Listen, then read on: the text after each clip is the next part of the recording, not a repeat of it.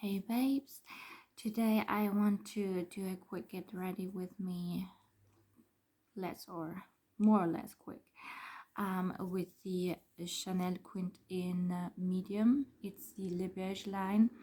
These are pressed eyeshadows versus their those other permanent quartz. These are baked powders. And you know the limited editions, just like the Nuit Astral right now then they are offering many times those baked chalet formulas. So this is actually a pretty unique formula, I want to say. I could not think of anything comparable. It's super light in pigment. It's very soft, while this charcoal shade in fact has some impact to actually line your eyes with. Yeah, but Paola was debating whether to get this one or I think she was speaking of the Chrome Star by Dolce & Gabbana, and I see that my camera is just taking off here.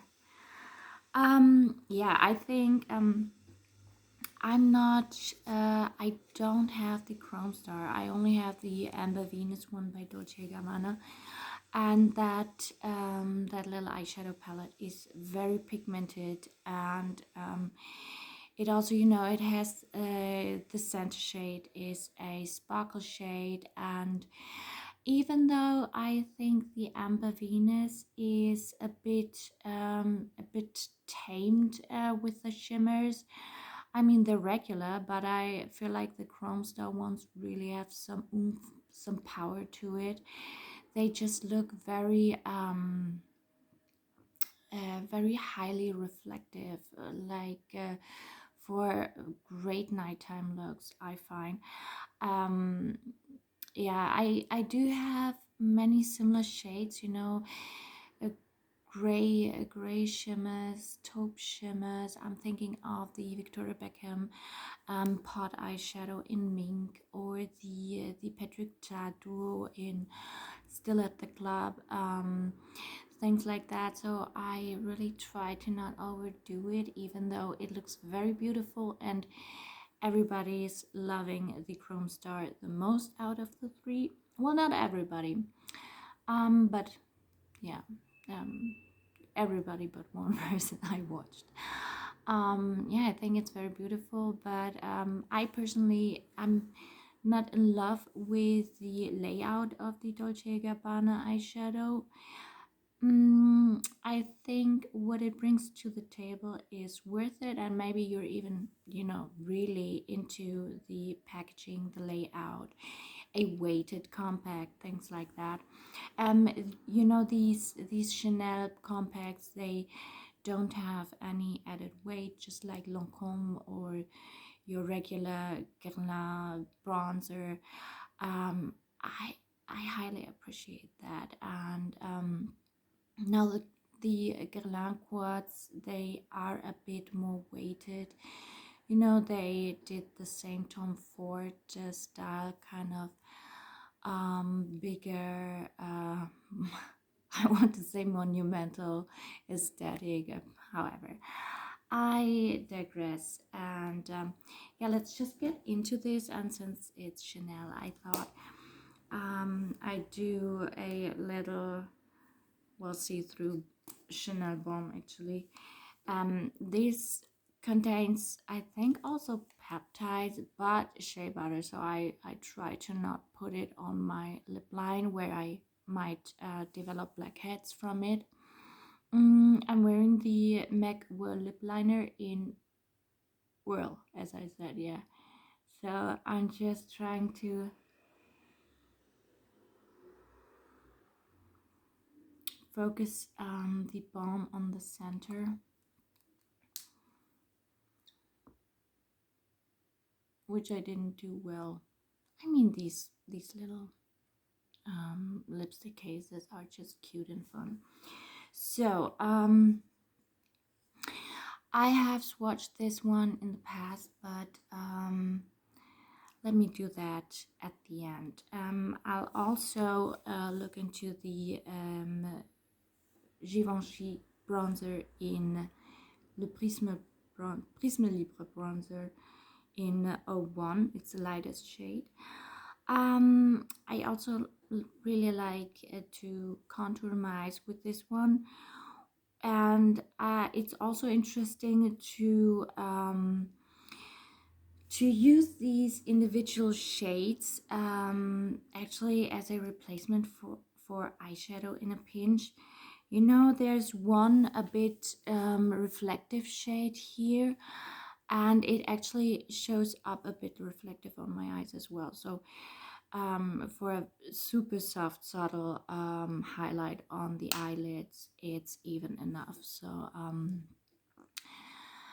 yeah, let's try and demo that one. And what I forgot in my last video, what I actually was trying to say. So the bronzer and the face powder, the pressed one, the Prisme, they are they are almost identical in ingredients. The bronzer has some kaolin, some clay, I would call it, in it to well, I'm not sure. It would be a bit more dry, but it would have a bit more body to the powder, I think. However, so that was the only or one of the few difference I could detect. I was super intrigued when I saw these powders contained sericin or sericin. I don't know how to pronounce it, but I looked it up and it seems to be an antioxidant to promote collagen production. And listen, I need all the help I could possibly get. So yeah, I was very interested in seeing that. Not that it would make the world of a difference. Oh, by the way, since I touched on the Victoria Beckham priming moisturizer last time, I really see a difference when I mean, it took me a while to appreciate and see the difference using the serum. And well, at first I thought, well, this is nothing out of this world, because I was used to using a moisturizing serum with, you know, some immediate moisture type of plump effect. Now this serum with the TF8 ingredient actually worked. It takes a bit longer. It's not an immediate effect that you will notice, but at some point I was just using it up, you know. I thought it's money wasted, let's use it up. And I started to notice that even later in the day, later into the day, I felt like my skin was more plump, had a bit more volume to it. And yeah, that's remarkable in my case. So it was not that oh, it will plump up your dry skin type of moisture plumping, but something that felt somehow deeper, more substantial. And even though the priming moisturizer, you know, the original version as well as the newer one, is not as heavy or is not as intense in concentration as the serum. So there is less TF8 in it, but still with this product, now over the summer when I would use it, I did actually notice the same effect. And so I thought, I was sure not to repurchase that one. I think if you can afford it, the serum, of course, is where it's at. But now this is a very important point. For the longest time, several people I saw complaining about the packaging of the serum, and it's horrible. Now I'm only using my second bottle. There are no visible differences in packaging in the serum so far, and I don't expect it to act differently. It's the same weird knob on top of this weird silicone knob on top of this glass bottle, and I had the issue of product gunking up on the edges, so it was obviously not properly airtight, and it would leak a little bit of product. I think this is just absolutely not on level with the type of product that it is, the type of price it demands. I think they are taking way too long to fix this problem. I cannot imagine them not being aware of it, or am I just too, too economic with using it? Maybe the issue will not arise when you use it up quickly. I don't know, but actually, it started happening within first uses. Now my second bottle, I have not. I think I've used it once, so I will report back to you about this. But um, even if you take away this issue, it's inconvenient to use. You have to hold this little bottle and squeeze it out like that. I mean, it looks fun and innovative. There's an aesthetic to it. I get it. Victoria Beckham Beauty is very special in that regard, and I have appreciation for that. But I still do prefer it to be well in function and convenient to use. So now back to the priming moisturizer, which meanwhile I think it's called a illuminator, and is supposed to be, now judging from reviews I watched, supposed to be a little bit thinner. Um, it's much less expensive than the serum, and it comes in a pump. So now that I got used to, I wear it directly on my skin, or I just use very thin eye cream and serum, calming serum, and then I use it on top. So meanwhile, I got used to use it to using it in my routine. And there is also a big difference, I think, between the skin tint and this illuminator, because it's an easy task, and it's no issue at all to throw a SPF on top of this illuminator. But the skin tint, I don't think you want to go on top of it and mess up anything of the coverage or the way it sits on your skin. I don't think so. And as I said, I'm not up to trying it also because it contains shea butter.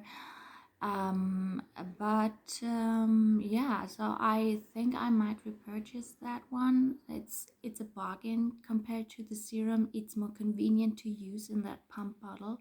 It's a very beautiful, chic pump bottle, and so if you want to get the full better effect, a higher concentration of TF8 is to be preferred. But comparing it to all the advantages, I think I feel more drawn to the illuminator, at least until they maybe want to fix that packaging issue of the serum. But I'll get back to you about that. And I think I've posted this a while back too.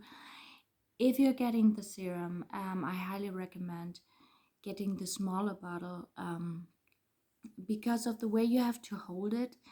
If it's a bigger bottle, I I'm really getting issues to not drop it, because it's bigger and the smaller bottle would fit better into my palm, you know what I mean? So now let's get going here, and yeah, let me so you have a shimmery softly rosé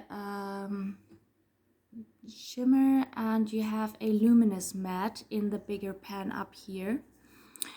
And at first when I got this palette, I was disappointed specifically because of these two middle shades.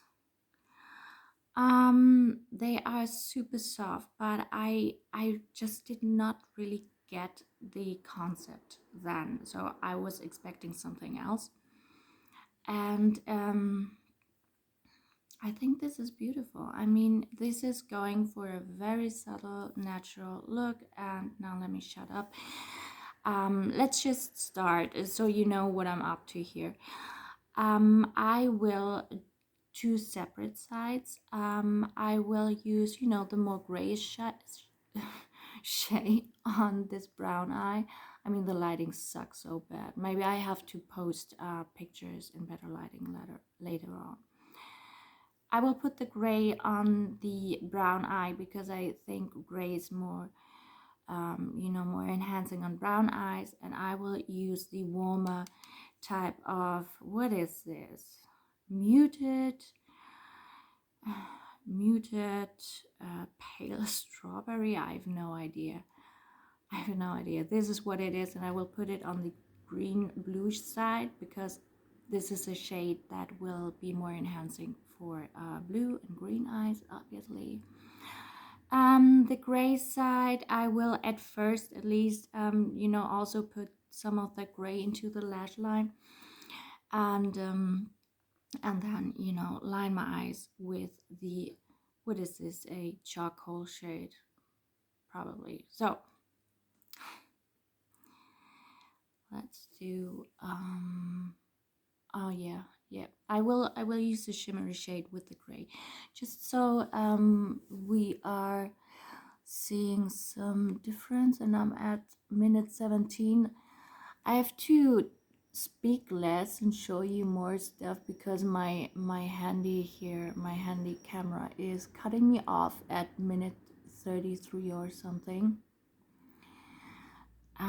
You see, it's super subtle, super subtle, but it's doing something. And boy, is my skin dry. You know, this is actually a time and day where I shouldn't even wear eyeshadows because winter slowly hits and my skin is just, you know, it's dying. It needs some serious help. Let's put the shimmer on this side. So this, of course, you see a bit more prominently. Oh yeah. Now let me go back into this one. Put some into a bit more here to, you know, counteract this intense darkness. And yeah, let me just blend off this stuff here. And let me go into the gray. And yes, I'm just sticking to this brush. Yeah, you can see the difference here. It did something.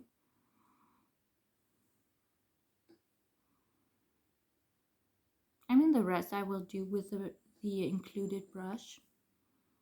But you know, it's just, it's meant for a very soft contouring of the eyes. I mean, I will show you in a second. Even when you go in trying to build this up, it stays super soft. Now let me just, you know, try to clean off most of this one where it belongs, and let's go into the red. I really have to think about what this shade is and put it here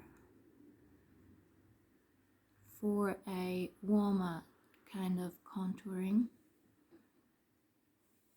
Can you see the difference?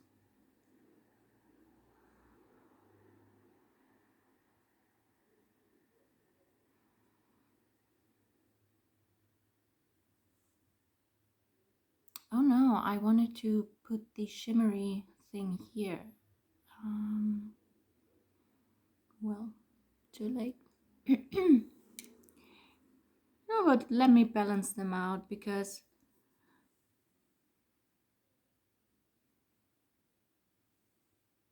so I think you can tell that even with finger application there is no difference. So it did well either way. I kind of have to hurry up. I only have 10 minutes left. So now let me, so you have this sponge applicator, classic, and different to Dior, you get a beautiful soft little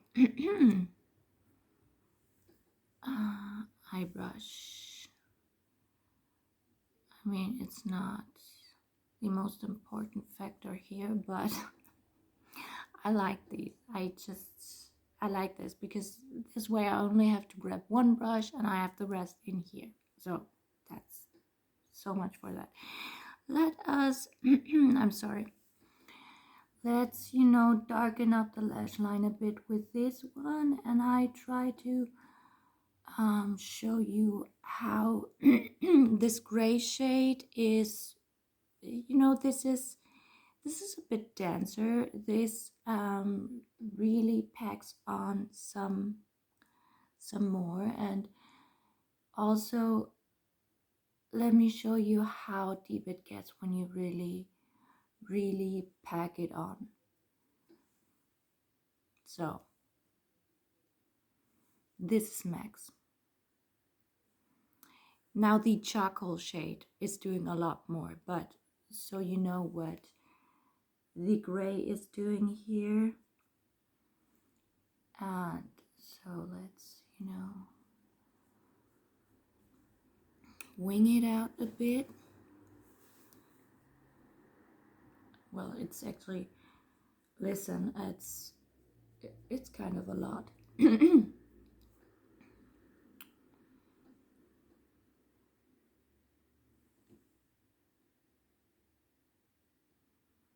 All right.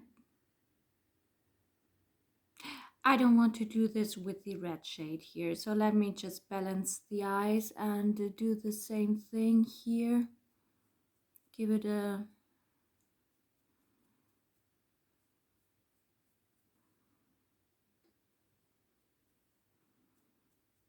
yeah, I mean good enough. And I think it needs a bit of blend here because it's a bit sharp in person, but now it's all right. And hopefully the sun comes out that you actually can see it better. Now let's get into this charcoal shade. I have to be a bit softer now. And on this side I didn't put the gray into the lash line.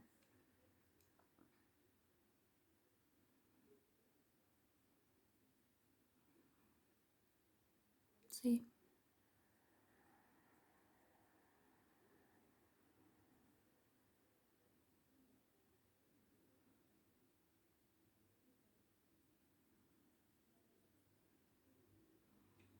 So you do get proper definition.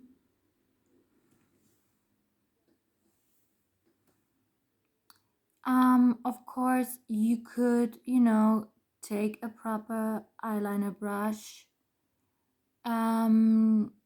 If you want it to be more intense than this, then you'd have to wet that eyeliner brush. Oop! No, I touched my skin. Oh, by the way, I was only wearing foundation on my face, nothing else. No blush, no bronzer. So, and can you see? So this is as intense as it gets without wetting the brush. And the way this little thing is, it's built, it really is built to do as much as this shade is capable of. This is the most pigment you get out of this. So this brush is doing it.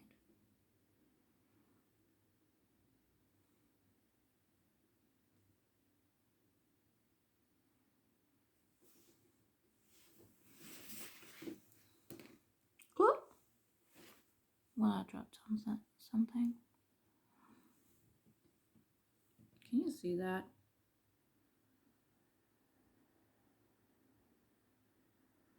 Oh, all right. So, it's actually good that I'm doing this demo today because I wanted to sum up the best quints and quads that, you know, give you no-brainer, easy, just elegant, soft looks for every day. I get the idea because I think the new Hourglass quads are very beautiful and are giving exactly that. And you know, I think this also is very, very beautiful, and I just want to, you know, look at all of them. And the Ganache Quints by Dior this year, well, so far I only have brown cashmere, but it's so beautiful.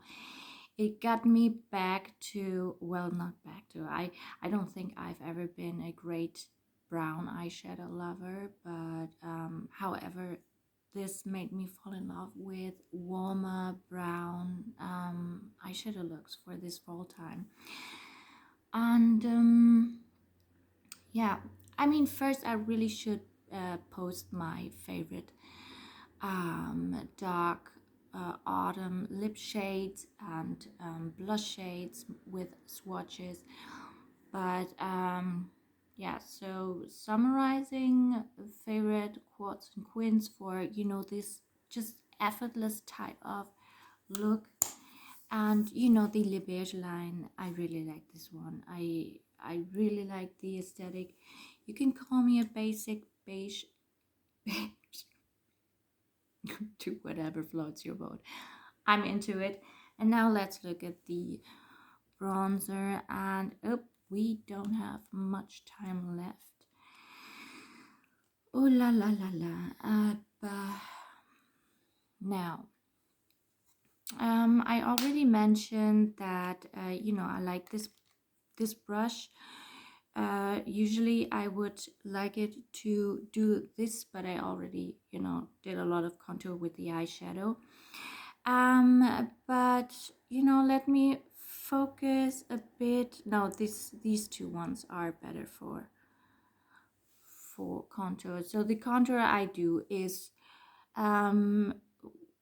always, well, not always, but when I contour, it's here, the eyes. That's number one. Then maybe I do this one to pretend that, you know, my nosy nose is a bit cuter than it actually is. But you know, this shade number one is super, super, super soft. It really is light. So I don't see too much effect from this.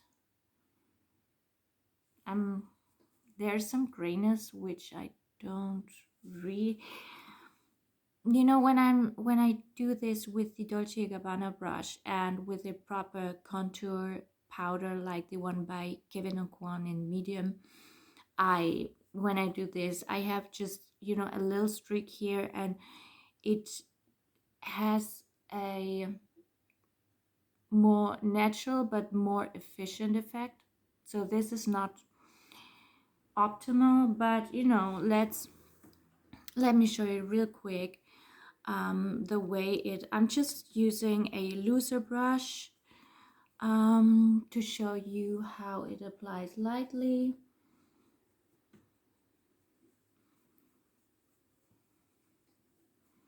It's a thin, very easy formula, but this is a very careful brush, let's say. I see a difference. It did something here, but it's super subtle.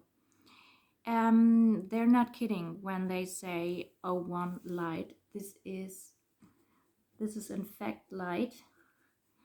But you know, so for winter, I'm not into a heavy bronzed look. And this made a difference. I think it made a beautiful, subtle, soft difference. So it's perfect for winter. And I was scared it could be too yellow. Even the lightest shade, because they all pull a bit yellow, but it's perfect. It's a beautiful neutral shade, them all mixed together. But let me also go in, you know, with a stronger, firmer bristles where it picks up more. And you know, I'm actually dancing around here, so I pick up all the shades and mix them. So even when I'm taking a dense brush here, it's very thin. This powder is super thin and silky. It is very manageable. And even with this brush, see, it's super soft. It is so subtle. This is a bronzer appropriate for fair skin also. On my light complexion, I'm in general a B20 in Chanel. It's, to me, when I put it on, it's visible. But it's not visible at all for someone looking at my face, even very much up close. Nobody would know. Nobody would know that that I put on bronzer, but it's there, and it's super soft and subtle. It's very elegant. I didn't expect